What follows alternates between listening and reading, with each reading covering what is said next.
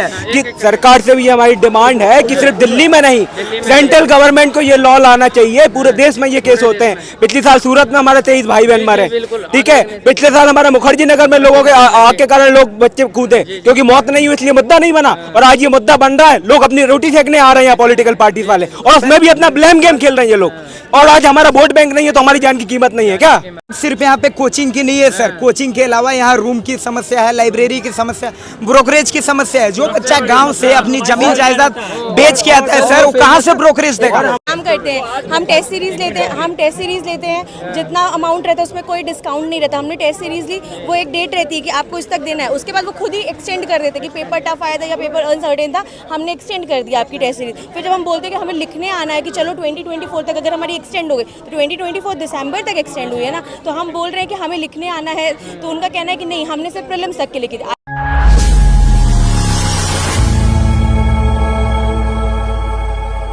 कल में ये मेन प्राइमा फेसी एरिया है करके आप यहाँ पे इधर देख रहे हो। कल रात को मुखर्जी नगर पे जहाँ जो चीज़ बच्चे वहाँ पे प्रोटेस्ट कर रहे हैं, मैं मुखर्जी नगर में 6 महीना 7 महीने रहा था।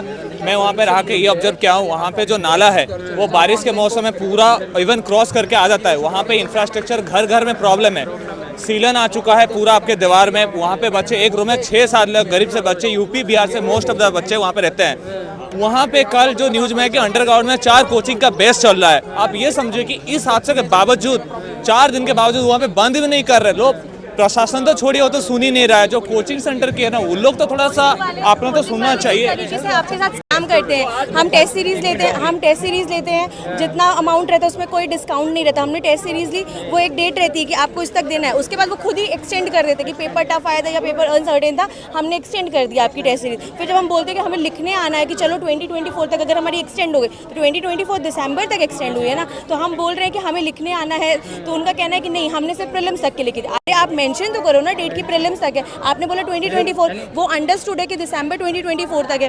फिर हम बोल रहे हैं कि ठीक है चलो आप हमको लिखने नहीं आने दे, हमारे पेपर्स तो हमें दे दो, तो उनका कहना है कि नहीं, हम पेपर्स भी नहीं देंगे। पूरी धोखाधड़ी कर रहे हैं। पैसा तो आपका चला गया। किसके पास जाएंगे, किससे बोलेंगे? क्योंकि सब सारे कोचिंग का यही हाल है। आप पुलिस स्टेशन में जाइए ना सर, कोई बात नहीं करेंगे, कोई नहीं सुनता है। जो प्रॉब्लम है, आप यहाँ पे बड़े दर के पैसा लेते हो, 1,80,000 1,70,000 करके एक आम आदमी से ले रहे हो, लेकिन अकाउंटेबिलिटी मामले में आप पूरा जीरो हो। आप ये बोल रहे हो कि कोचिंग हम प्रोवाइड कर देंगे, हो जाएगा। ये जो हादसा होने बाद आप कोई भी मेंस का बच्चे जो मेंस का ऑफिशियली लिख रहे हैं, कोई वो लोग अभी ऑनलाइन कुछ कर नहीं पा रहे, उनका टेस्ट सीरीज बंद हो चुका है, वो कोचिंग सेंटर सारे बंद हो, जबकि हादसे के बावजूद, दुखद हादसा के बावजूद अभी उनके पास पहुंचने के लिए कोई समाधान, कोई व्यवस्था है नहीं। कल मुखर्जी नगर की वो भीड़ भाड़ की सिचुएशन में डिस्ट्रिक्ट कलेक्टर भी आए हुए थे, उनका भी वही जताना जरूरी था कि ये सिचुएशन बड़ा गंभीर है, जो कि इवन ऑनरेबल वाइस प्रेसिडेंट ने वहाँ पे भी मतलब जो आप देखे होंगे वहाँ पे भी बोले हैं, राज्यसभा में भी। तो इसको एक कंस्ट्रक्टिव, एक वे फॉरवर्ड मैनर में चाहिए कि सब यहाँ पे लोकल जो MLA है, MP है सर, वो लोग आना चाहिए, बैठ के बात कीजिए ना। और जो टीवी में भी बैठ के अभी राजनीति मोड़ ले रहे हैं कि आम आदमी पार्टी यहाँ पे सब यहाँ पे पसीना बहा के जो बैठे हुए भूखे नंगे, यहाँ पे कोई यहाँ पे राजनीति मामले बात नहीं करती है। चल रहा है, एक डेडिकेटेड डिस्कशन इस पे होना चाहिए सर। नेता सदन जो प्रधानमंत्री मोदी जी और लीडर ऑफ अपोजिशन, इस चीज पे डिस्कशन होना चाहिए। और ये सर क्या है, कोई रिपोर्ट नहीं है सर। कोई भी पॉलिटिकल पार्टी साथ देने नहीं आया, और वो सिर्फ यहाँ पे आए हैं 5 मिनट अपनी शक्ल दिखाई है कि हाँ राजनीति करने आए, कि हाँ भाई हमें बच्चों की फिक्र है। कोई फिक्र नहीं है, वो अपनी शक्ल दिखाने हैं, अपना पार्टी का पर्चा ले रहे हैं कि हाँ भाई हाँ। और क्या कहते हैं, ये सिर्फ इस एरिया का बात नहीं है, आप चाहे वेस्ट पटेल नगर चले जाइए या फिर शादीपुर चले जाइए, अभी भी जाओगे ना कि अभी भी लाइब्रेरी चल रही है। अगर आपको एग्जैक्ट जाएंगे और अगर जैसे ही उनको पता लगेगा ना, 1 मिनट के अंदर ना सब ताला मार के निकल जाएंगे सब। ऐसे किसी पॉलिटिकल पार्टी का कोई रिस्पॉन्सिबल लीडर नहीं जो इसका जवाब दे हो, कौन जिम्मेदार है इसका बच्चों की जाने का। एवरेज कोचिंग की यहाँ पे फीस 1.5 से 2 लाख रुपए है, कोई रिस्पॉन्सिबिलिटी नहीं लेते। लाइट की मतलब इलेक्ट्रिसिटी की, वाटर की, फायर, कोई सेफ्टी नॉर्म्स नहीं है। अगर हम लोग कोचिंग वाले ऐसा कर देना कि बच्चों का इंश्योरेंस कर दें, कोई इस तरीके के सेफ्टी नॉर्म्स नहीं है, कोई ऐसे मेजर्स नहीं उठाए जाते जिससे बच्चों का लाभ हो सके और इन लोगों को नेक्सस से हम लोग बच सके। बहुत बुरा हाल है। अब आपके सरकार से क्या मांग रहेगी इन सब घटनाओं? 3 मांगे हैं सर एक तो सबसे पहले स्टूडेंट का ग्रीवेंस सेल होनी चाहिए यहाँ पे, ताकि लोग आके कमेटी बैठानी चाहिए, ताकि जो भी बच्चे को कोई भी प्रॉब्लम हो वो यहाँ पे आके बात कर सके, बोल सके, अपनी प्रॉब्लम डिस्कस कर सके। ठीक है सर, पहली चीज़। दूसरी चीज़ ये जो ब्रोकर्स का इन सब का माफिया सर, ये रेट सर डिसाइड करनी चाहिए।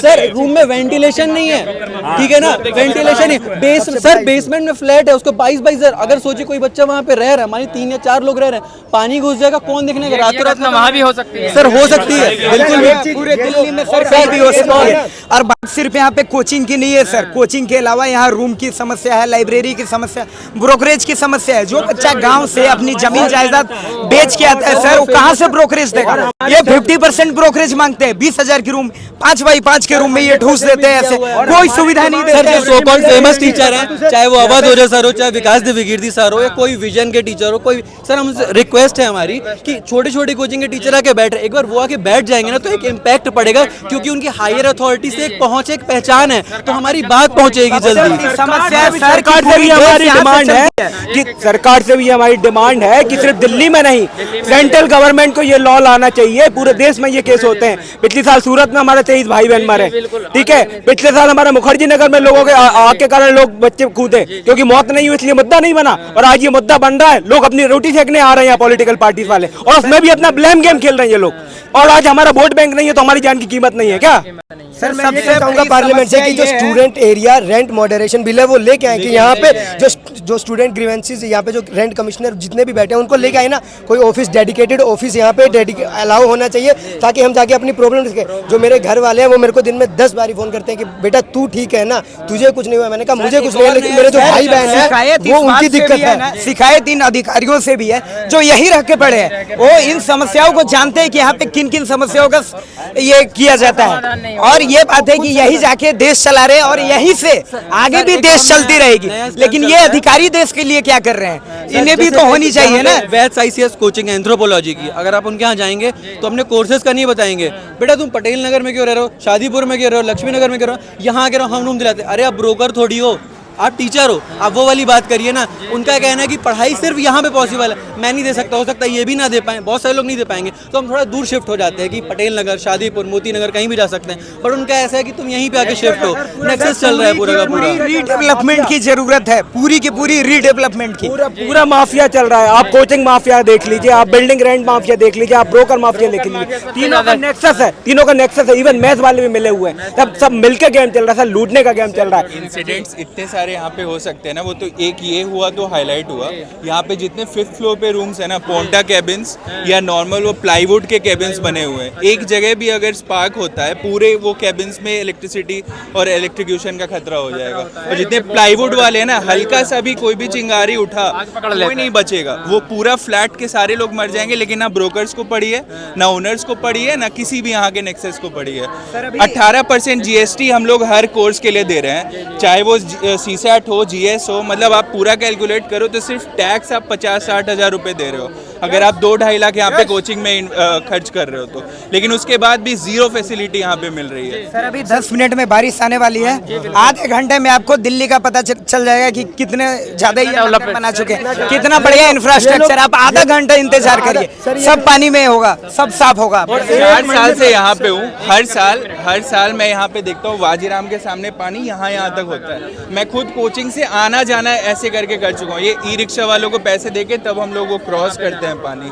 लेकिन अभी तक एक जरा सा भी इम्प्रूवमेंट यहाँ पे नहीं हुआ। और एक महीने पहले राउस IAS के जो हमारा भाई है उसने कंप्लेंट करी थी कि बहुत बड़ा इंसिडेंट हो सकता है क्योंकि बेसमेंट में पानी आ रहा है। अगर थोड़ा सा भी एक्शन ले लेते ना तो आज हमारे 3 से 4 लोगों की मौत नहीं होती। सर ये जो कहते हैं ना कि हमने इंफ्रास्ट्रक्चर डेवलप किया, ये देखिए कहाँ है, कौन सा इंफ्रास्ट्रक्चर। अभी आप कह रहे हैं ना 10 मिनट में, आप रुकिए 10 मिनट, जैसे ही बारिश होगा आप देखिएगा आधे घंटे की बारिश में इतना पानी आ जाएगा। सिर्फ 10 मिनट रुकिए, आपको बारिश पूरा दूध का दूध और पानी का पानी हो जाएगा कि कितना इंफ्रास्ट्रक्चर डेवलपमेंट किया इन्होंने। बिल्डिंग्स देख रहे हैं कितनी अच्छी है, सामने रोड नहीं देखेंगे, कुछ भी सुविधा नहीं है स्टूडेंट्स के लिए सर। पता है, आप एक चीज़ को ब्लेम ही नहीं कर सकते ना, आप सिर्फ एमसीडी को ब्लेम कर सकते हैं ना सिर्फ सेंट्रल गवर्नमेंट को, हर एक ग्रुप को आपको ब्लेम करना होगा ना। कोचिंग इंस्टीट्यूट्स वाले इस चीज़ पे प्रॉपर ध्यान देते हैं कि हमारे स्टूडेंट्स इतना पैसा दे के आ रहे हैं, लेकिन बेसमेंट में आप कुत्ते बिल्ली के जैसे उनको बैठा के, मैं वाजीराम मतलब अगर मैं नाम भी ले पाऊँ तो वाजीराम की क्लासेस मैं करता था 2019 में, झंडे वाले इनके पास होती थी, 1000 लोगों की कैपेसिटी थी बेसमेंट वाले कैंप उसमें कोचिंग सेंटर में, 1000 लोग थे बेसमेंट में। अगर वहाँ कुछ ऐसा हुआ होता तो कितने लोग मरते? यहाँ 30-35 बैठे हुए थे ना, वहाँ 1000 लोग बैठे होते थे, सिर्फ एक एंट्री एग्जिट का पॉइंट होता था। तो it's not about only Rouse IAS, ये सेम चीज़ वाजीराम में है, ये सेम चीज़ हर एक इंस्टीट्यूट में है, और पूरा एक नेक्सस फॉर्म हो चुका है जिसका हम लोग सब ये हैं विक्टिम्स हैं। देखिए यहाँ पे स्टूडेंट्स जो हैं उन्होंने अलग अलग, अब यहाँ पे जो समस्याएं पैदा हो रही हैं उनके साथ किस तरह के बर्ताव किए जाते हैं। रूम रेंट की लेकर सबसे समस्या है, और ब्रोकर को लेकर सबसे ज़्यादा समस्या है, और यहाँ पे कितना चार्ज लाइब्रेरी करती हैं, और बेसमेंट में लाइब्रेरी चला रहे हैं, ऊपर अपर जाओगे तो उससे ज़्यादा चार्ज हो जाता है, और अदर रूम रेंट का जाओगे तो वहाँ पे कई लोगों को एक जगह रहना पड़ता है। कितनी सारी समस्याओं का यहाँ पर स्टूडेंट जो है सामना कर रहे हैं, और प्रशासन के साथ जो है उनके कितनी बातचीत हुई है इसको आपने सबको देखा है। और ऐसी ही तमाम खबरें देखते रहिए और जुड़े रहिए लोक भारत से।